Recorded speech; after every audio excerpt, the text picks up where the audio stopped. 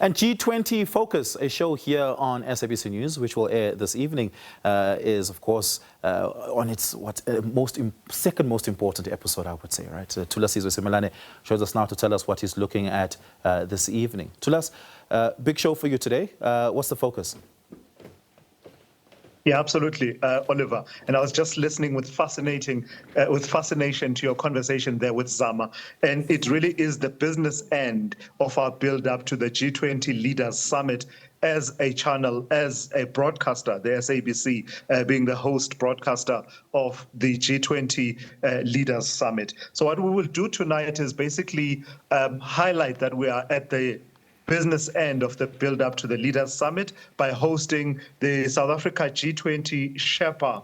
That is the Director General of the Department of International Relations and Cooperation, Zane Dango, who will join us to just wrap it all up nicely. We've had, as South Africa, we have hosted more than 130 meetings since December 2024 of various streams, of various sectors of society, focusing on the various aspects of our G20 presidency: solidarity, equality, and sustainability. And therefore, as I say, we're now at the business end and how it all comes together in the build-up to the G20 Leaders Summit. So we'll have Zane Dango, but we'll also be joined by Elizabeth Sideropoulos. You'll know her, an international relations expert of many years of standing in the South African Institute of International Affairs, but also has been part of T20. And interestingly, T20 stands for Think 20. So they are said to be the people who have been doing the work behind the scenes, and now we'll sort of take a step back and watch the politics unfold with the hope that all these objectives that South Africa has been driving during its G20 presidency will be realized in the form of a communique at the end of the summit. That's always tricky, always easier said than done. But, you know, with the work that has been done, South Africa will be hoping that at the end of it all, there will be a communique that everyone can sign up to.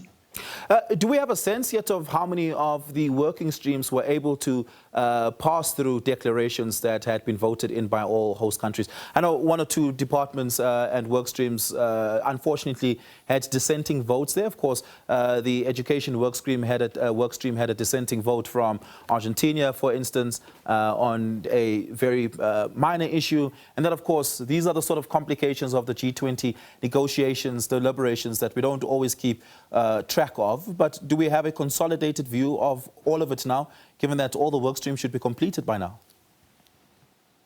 So you see, that's where this discussion is really apt, Oliver, because we'll be talking to the people who've been driving the process. And I get the feeling that in terms of the availability of the Sherpa, I get a feeling that it's actually timed aptly. That they avail him at this point, because he'll be able to talk to exactly that point that you are asking. Over 130 meetings. The key broad brush strokes that South Africa has been trying to drive have had to do with issues of climate resilience and resilience to disasters that are climate-induced, and that South Africa has sought to place front and center. The funding for a just energy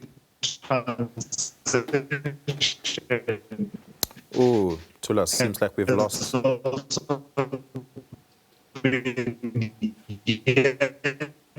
Oh, Thulas, we're losing you there. The network is not quite stable with us right now. Let's maybe just try that one more time. Yeah, seems like we've lost connectivity there with Thulas. Yeah, so I was saying, there we go. In terms of the themes that South Africa has been doing. Yeah.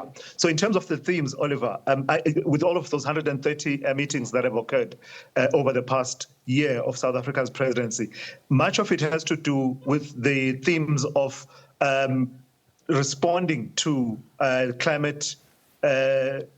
climate crisis. So resilience, as well as responding to climate-induced disasters and emergencies that occur. And also South Africa has been trying to drive the agenda for better and more equitable funding for the just energy transition being one of the themes that have come through. So it will be interesting to see how many of the streams have been able to come to a consensus position. As you and I know, consensus is key